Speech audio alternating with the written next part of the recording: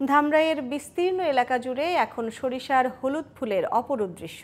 মনে হয় যেন ক্ষেত জুড়ে বিছিয়ে রাখা হয়েছে হলুদের চাদর। আর এসব ক্ষেতেই চলছে মধু আহরণের ধুম।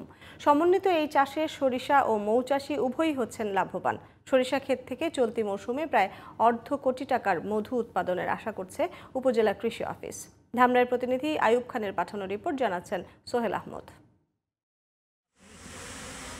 প্রতি বছর শীতের এই সময়ে সরিষা ফুল থেকে মধু সংগ্রহে ধামরাইতে ছুটে আসেন দেশের বিভিন্ন জেলার মৌয়ালরা।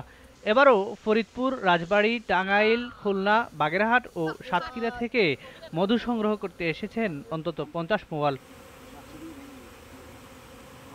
প্রত্যেকের রয়েছে 50টি থেকে শতাধিক বাক্স। ক্ষেতের পাশে সেগুলো বসিয়ে মৌমাছিদের ছেড়ে দেওয়া হয় মধু সংগ্রহে। এরপর সপ্তাহে অন্তত একদিন বাক্স থেকে মধু বের করেন তারা। আর ফুল থেকে মৌমাছিদের মধু সংগ্রহের সময় পরাগায়নের ফলে বেড়ে যায় সরিষার ফলনও। এতে মৌয়ালদের পাশাপাশি লাভবান হচ্ছেন সরিষা চাষিরাও।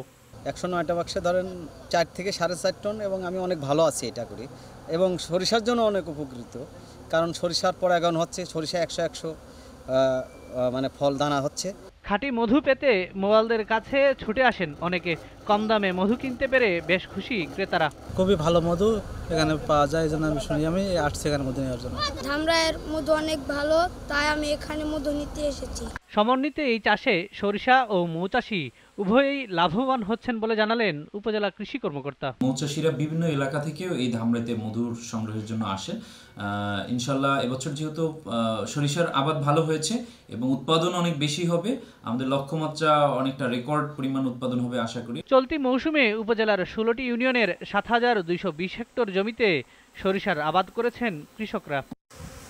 Sohel Ahmed, GTV news.